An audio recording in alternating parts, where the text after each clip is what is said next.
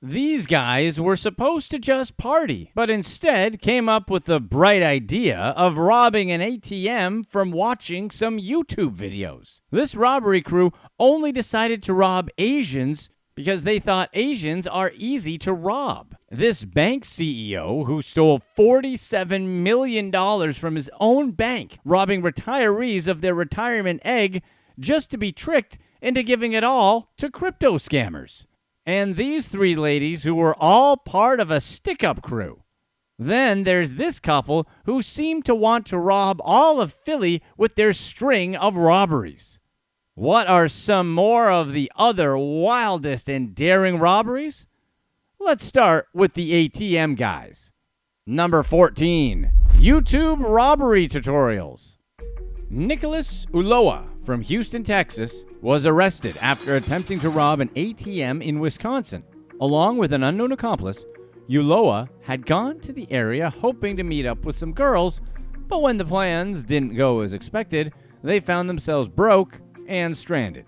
These guys legit drove 1,200 miles to meet up with some girls, which leaves us with a variety of questions on its own. So, with no place to go, and apparently nothing to do, the guys thought that they may as well just steal an ATM. Ulloa later admitted to police that they got the idea from YouTube. And here we thought TikTok was where bad ideas were born. Using a stolen pickup truck, since YouTube said they'd need one for this stupid plan, the two pulled up to an ATM early in the morning and got to work. They hooked a chain from the truck to the machine and tried to break it open by driving away. The plan worked, and they managed to take more than $8,000 in cash. It only took a few minutes to pull off the heist, but they didn't get far because, there are things such as the dozens of security measures covering those boxes of cash since they're just left places. Wauwatosa police were quick to respond to the scene and spotted the pickup truck dragging a chain behind it. Why it was still dragging the chain was anyone's guess. The sound alone would drive us crazy, so that thing would have been gone immediately for that reason alone. Of course, these two dolts left it, inconspicuously dragging the chain behind them and letting the sparks fly like a big attention-getting fireworks display. A chase ensued through the city streets, with Ulloa driving erratically to avoid capture. At one point, the truck nearly spun out after hitting a snowbank, but kept going. The pursuit ended when Ulloa crashed the truck into a tree. Both men fled the scene on foot, but Ulloa was soon captured while his accomplice managed to escape. At the time of his arrest, Ulloa was already out on bond for a similar ATM burglary in Texas. Federal agents, who had been investigating hundreds of similar crimes across the country, quickly took an interest in Ulloa's case. It turns out, this wasn't his first run-in with the law, and his pattern of ATM robberies had caught the attention of federal investigators long before his capture in Wisconsin. As of the release of this video, Nicolas Ulloa remains in serious legal trouble following his involvement in the ATM heist. He has already pleaded guilty to multiple charges and is awaiting sentencing. The federal investigation tied him to hundreds of similar ATM robberies across the country, and he still faces both state and federal charges for his actions. If the girls he was supposed to meet up with ended up not wanting to party with him, maybe he should have just gone home. Number 13, Tesla confessions. 18-year-old Korde Vann from Lexington, Kentucky, got himself in a whirlwind of legal trouble after a series of bold thefts and stupid public incidents. And it all began with two computer thefts on the same day, just miles apart. The first theft, which was caught on a Tesla's Sentry Mode camera, showed Vann taking a $1,600 computer from a business owner's car without paying. This footage, released by a local news outlet, helped police identify Vann, linking him to another theft just 45 minutes later at a nearby store. The combined value of the stolen items was about $2,200. After his arrest for the thefts, Vann was released, but failed to appear for a court hearing, leading to a warrant for his arrest. His troubles escalated further when over the weekend, he was caught setting off fireworks that caused public panic due to their similarity to more dangerous sounds from firearms. When officers arrived, Vann tried to run, since that always works, and of course, the police chased him. He was eventually arrested and police discovered a plastic bag filled with illegal substances in his possession. Now facing several charges, including theft, disorderly conduct, resisting arrest, and possession of illegal substances, Vann is in deeper legal trouble than before. His initial bond was set at $15,500, and he has upcoming court hearings that will determine the outcome of these charges. With evidence from Tesla's Sentry Mode playing a key role in identifying him, since usually security footage is a bit grainy, but this was super high quality, which should probably be a reminder to not act up around Teslas. The video of him running by with the box was hilarious, though. He looked like a goofy little cartoon character, didn't he? Number 12. Armed Jewelers. Marc Niedle and Emily Lopazanski attempted to pull off a daring robbery at a well-known jewelry store. Armed and ready, they walked into Massola Jewelers with a plan, but things didn't quite go as expected. Niedle, holding a firearm, demanded control while Lopazanski hovered near the display cases. What was meant to be a quick heist quickly turned chaotic when a struggle broke out between the robbers and the store's owner and his son. In the heat of the moment, Lopazanski resorted to using mace on the two store owners, trying to gain an upper hand. As the chaos spilled out onto the sidewalk, Niedle fled the scene, leaving his partner behind to fend for herself. He's sweet like that. Police arrived soon after, catching Lopazanski still fighting with the store's owners. Both of the victims were treated for exposure to the chemical irritant. In an unsurprising twist, Niedle was later arrested at Newark Airport, moments away from boarding a flight to Florida. Authorities revealed that the couple had been well prepared, even carrying zip ties for restraints. They both were hit with some serious charges, and after Niedle tried to skip out on his lady and instead of, helping her while she was getting beat up, we're sure he's available and still looking for love. Number 11. Taunting Thieves. Stephen Yerev, CEO of Dealer's Choice Auto Transport in West Palm Beach, Florida, faced an unexpected security breach. Two luxury vehicles, a Mercedes Maybach GLS 600 and a Rolls-Royce Cullinan worth over $500,000 combined, were stolen while being transported by his company. What made this case unusual was how the thief managed to pull off the crime. A hacker accessed the company's driver portal where sensitive delivery information was stored. Armed with these details, the thief posed as the car's rightful owner, instructing drivers to change the delivery addresses.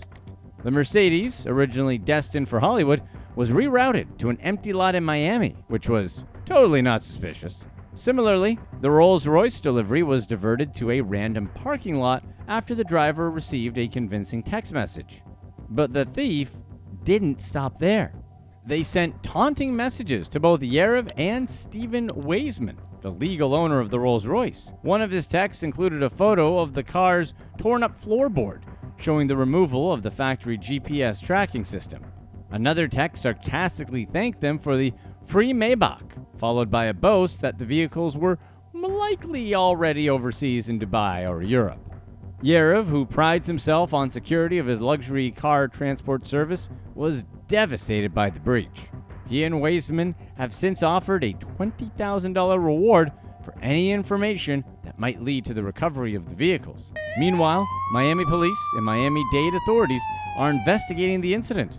Though the cars may be long gone, Yerev is determined to restore his company's reputation and strengthen security measures. Of course, we all know these cars are probably long gone, even though the delivery driver managed to get some pictures that might lead to an arrest. This whole ordeal sounds like it could be the makings of the next movie in the Fast franchise, doesn't it? Fast and the Furious, rerouting delivery. We can see it now. Vin Diesel just goes and picks up some cars in a parking lot and talks about family or something, and then things just explode. Unless they've already done that. We don't know if they have. We stopped watching those movies after the fifth one, where they somehow went from underground street racing in the first four to using a giant safe to smash into cop cars with their Dodge Chargers during a heist through Rio. Number 10. Sleight of Hand. An unidentified con artist was caught on camera tricking two separate jewelers into buying fake gold by using sleight of hand. This slick devil visited the family-owned Ashley Adams Jewelers in the UK, presenting what appeared to be 18-karat gold pendants. After the shop confirmed the gold's authenticity, the man swapped the genuine items for brass during the exchange, leaving with a cool 1,100 pounds. But this wasn't the last time the con man struck. A similar incident happened 2 months later at a UK pawn shop. This time, the fraudster, accompanied by a woman, convinced shop owner Paul Wood to purchase what appeared to be 9-karat gold.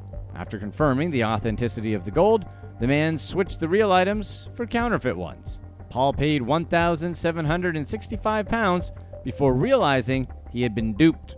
Both incidents were captured on CCTV, and in each case, the scammer used a combination of distraction and quick movements to make the switch unnoticed. The man and his accomplice managed to engage the shopkeepers in conversation long enough to divert attention from their sleight of hand.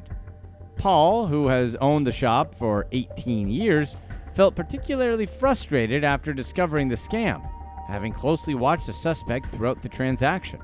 It's not like this guy hasn't had years in the business and knows what to watch out for, you know? So, despite being cautious, he was still outwitted by the con man's clever tactics. This guy is clearly a skilled sleight of hand magician, so it's sad that he's using his powers for evil instead of good.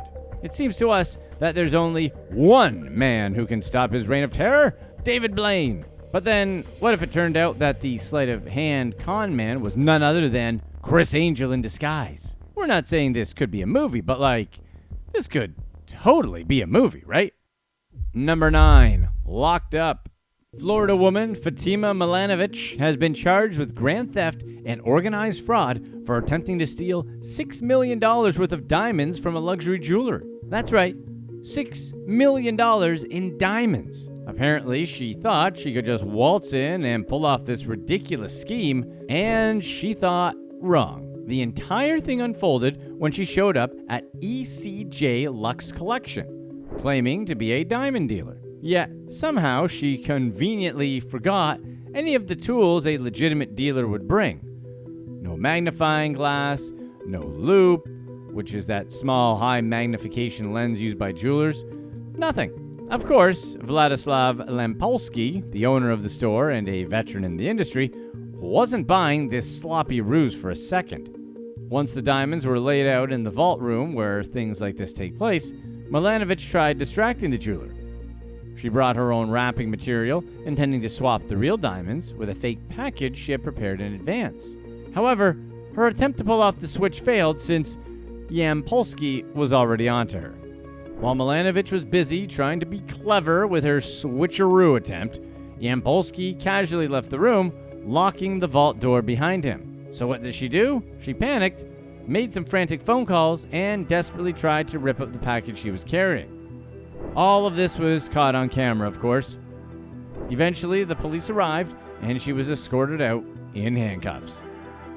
We know this is an older story, but it's still hilarious. She might as well have just walked in there with one of those fake nose eyebrow glasses for how effective her ruse was. She probably would have had better off just getting laughed out instead of arrested. Number 8, demographic robberies. 5 men from Seattle have been charged in connection with a series of home invasion robberies targeting Asian families for whatever reason. These individuals, DeMarcus Pate, Delano Habtai, Tyrone Marr, Javez Tubbs, and Jaquan Jameson, are facing a range of serious charges. Their involvement in these crimes has drawn significant attention due to how the gang targeted their victims. The Seattle Police Department arrested the suspects, recovering a variety of contraband, including firearms, large sums of cash, and illegal substances. This investigation extended over the summer and emphasized a concerning trend. There were at least 14 home invasions over a 2-month period. The significance of this series of home invasions lay in the pattern that emerged, in that they specifically had targeted Asian families in the Seattle area. Naturally, this raised concerns about whether the crimes were racially motivated, as the victims shared a common background. Further, the fact that the 14 robberies occurred within a short period indicated a coordinated effort by a group of individuals, rather than isolated incidents. The police ended up using cell phone data to link the suspects to the crime scenes, amassing some pretty strong evidence. Along with the 5 men, a 16-year-old boy has also been charged for his involvement, and another suspect is awaiting formal charges. These individuals have varied criminal histories. Peyton Tubbs, for instance, have multiple prior convictions, with Tubbs being the subject of 30 previous warrants. We're sure you can guess the type of convictions. As of the release of this video, 5 of the 6 suspects have all pleaded not guilty to charges related to these crimes, as well as the 16-year-old boy. The suspects are currently being held on high bail amounts, though during past hearings, some bail reductions were made, with electronic home monitoring being an option if bail is posted. It's kind of funny that these guys didn't think to turn their cell phone location services off, or at least not bring them to crime scenes, right? We thought everyone knew that their cell phone was listening and tracking them. You knew that, right? Well, if you didn't, you do now. If you're doing crimes, don't bring your phone. It's a snitch. Number 7. Theft of evidence. Rogers Ruiz, a 45-year-old maintenance repair worker with the Hillsborough County Sheriff's Office, was arrested for stealing materials from a county jail. Over his 5 years working with the Sheriff's Office, Ruiz was trusted to maintain the Falkenberg Road jail. But apparently, he thought the guys behind the bars were cooler. Authorities found out that Ruiz had been sneaking items out of the jail's storage room and selling them for profit. Investigators said that he had stolen around 210 pounds of copper and 183 pounds of yellow brass, worth over $3,000 in total. He sold the stolen materials to a metal recycling company, pocketing the cash for himself. Detectives had discovered that Ruiz had been stealing the copper and brass from the storage room when discrepancies were noticed in the jail's inventory records. And wouldn't you know it, they matched the local recycling records Ruiz was taking all the metals to, painting a pretty clear picture of what was going on. As a result of his actions, Ruiz got hit with multiple charges, including dealing in a stolen property and providing false information on official forms. Another facility technician was also suspended without pay for their involvement in violating agency policy. What makes this case especially bold is that Ruiz carried out his thefts while working inside a jail. Like, he was legit stealing from law enforcement. As if he didn't spend enough of his time working there, he may end up spending all his time living there. Number 6. The gambling CEO. Shane Haynes, the former CEO of a Kansas bank, was sentenced to over 24 years in prison after embezzling $47 million. The thing was, he stupidly fell for a crypto scam known as pig butchering, which eventually led to the failure of the Heartland Tri-State Bank. Haynes had sent millions to crypto wallets controlled by scammers, believing he was investing in a legitimate opportunity. But instead of profiting, he lost everything. The scam worked by tricking Haynes into thinking more money was needed to unlock his supposed investment returns. He wired funds not only from the bank, but also from a local church, an investment club, and even his own daughter's college savings. In just 8 weeks, Haynes had wired a total of $47.1 million to accounts controlled by the scammers. The fallout from this embezzlement was devastating. Heartland Tri-State Bank collapsed, becoming one of the few U.S. banks to fail in 2023. Shareholders saw their investments wiped out, and many individuals, including elderly community members, lost much of their retirement savings. One woman could no longer afford a nursing home for her mother, while another was forced to delay her own retirement due to the financial loss.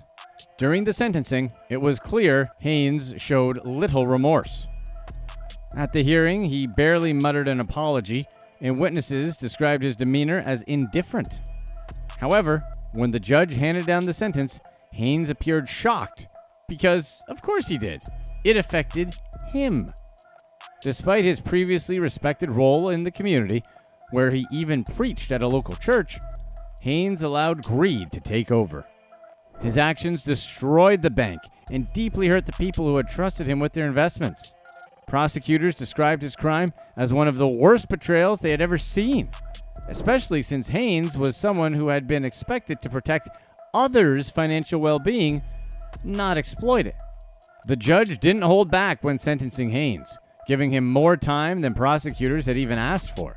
This was in part because of the sheer scale of the damage caused and the lack of remorse he showed. While Haynes argued that he had been the victim of a well-run scam, which he was, his position of power and the ease with which he manipulated bank funds were inexcusable and concerning. In the end, Haynes' embezzlement didn't just cost the bank, it shook the trust in financial institutions that the community relied on. His punishment is seen as justified given the magnitude of his crimes. As one of the investors said, he deserved every year of that sentence. We should say so. In our opinion, he probably deserved more. Number 5. Fake construction crew. A group of 5 guys, including members with alleged ties to organized crime, were taken into custody after pulling off 2 high-profile robberies at luxury Manhattan jewelry stores. Authorities have identified some of the suspects, including Frank DiPietro, Vincent Cerchio, Vincent Spagnuolo, and Michael Selleck, who have a history of organized criminal activity. The 5th suspect, Samuel Sorce, was also arrested for his role in a related incident. The crazy thing was how they did it, like they were in GTA 5 or something. In both cases, the suspects disguised themselves as construction workers. They approached the stores, including Baco Jewels, a high-end retailer known for serving celebrities such as Beyoncé and Rihanna. After gaining access, they brandished firearms and forced the employees to hand over valuable pieces.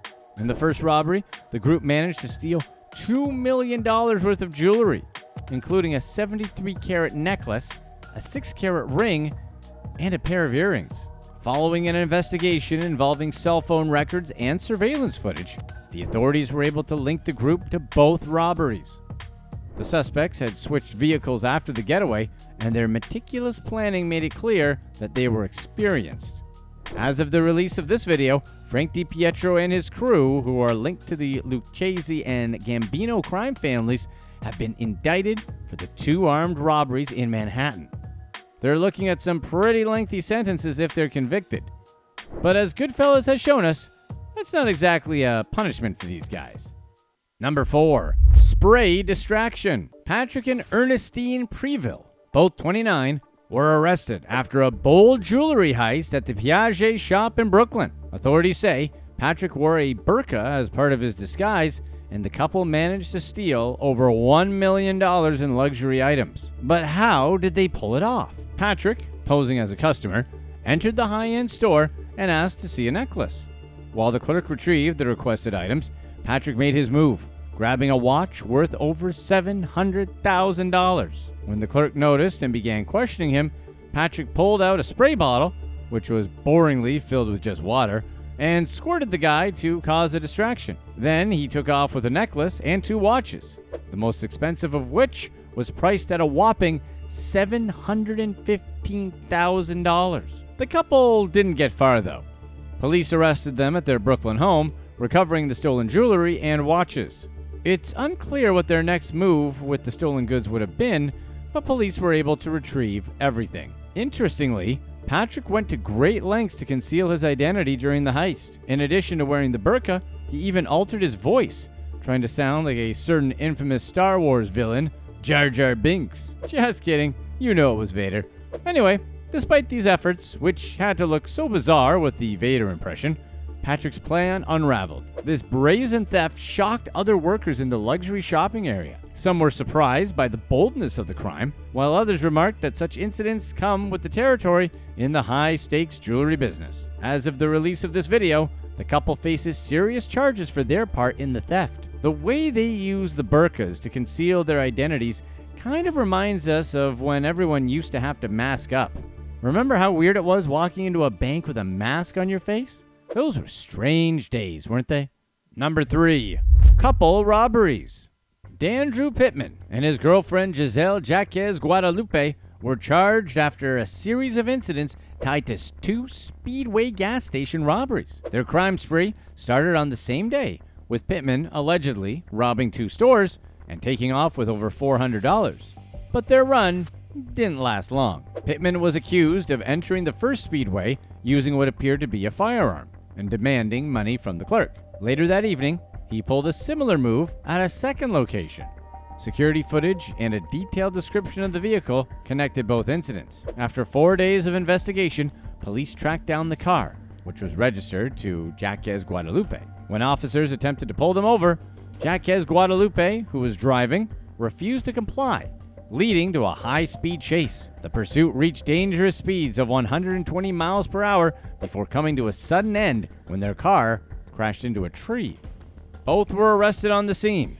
Pittman was found wearing clothes matching those from the surveillance footage, linking him to the robberies. As the case moved forward, for whatever reason, Pittman acknowledged that the robber looked like him and admitted to owning similar clothing, but said that it wasn't him, which, of course, it was. As of the release of this video, Pittman has been charged with multiple counts of armed robbery, habitual criminality, and felony bail jumping. On the other hand, Jaquez Guadalupe was charged with reckless endangerment, fleeing from officers, and resisting arrest.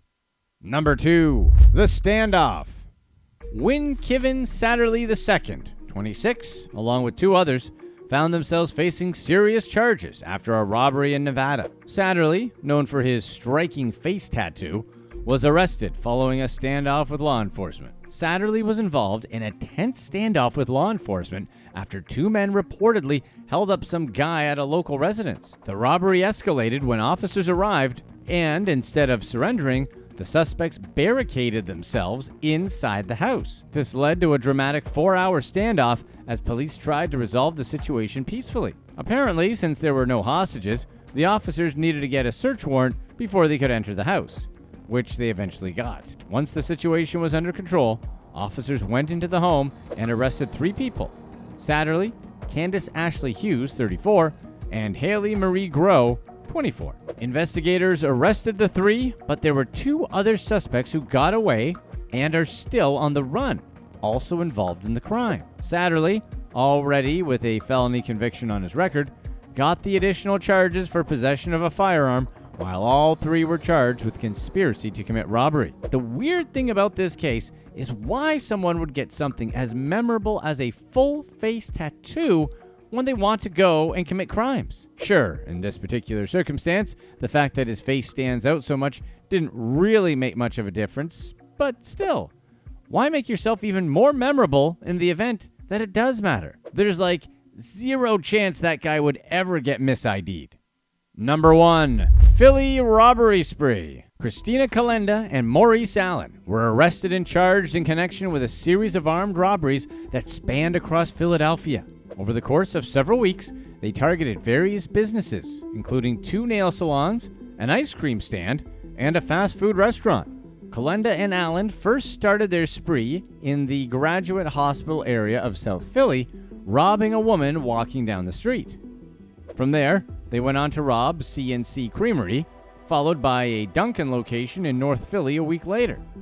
However, their crimes escalated when they robbed 2 nail salons within hours of each other. In both incidents, the couple wore full Islamic garments, including chadors, which is a full-body cloak often worn by Muslim women to conceal their identities. At the Happy Family Nail Salon, they forced the employees to the ground while demanding cash, wallets, and IDs. Later that evening, they hit Nails in the City, where a 43-year-old technician tried to stop them and was injured in the leg from a firearm for her efforts. Investigators were able to link the couple to these crimes using surveillance footage, which showed them fleeing in a Hyundai Santa Fe. A trace of the vehicle's license plate led to Calenda's arrest. A further search of their home revealed a .40 caliber firearm that matched casings from the nail salon incident, as well as the traditional garments they had used as disguises. In addition to the robberies, Allen is facing additional charges due to firearm violations from a prior conviction. He previously served prison time and was on probation for illegally carrying a firearm in 2016. Authorities are still investigating whether the pair was involved in other similar crimes around the city, which might be difficult because, well, Philly isn't exactly known for being crime-free. Click to watch one of these next videos.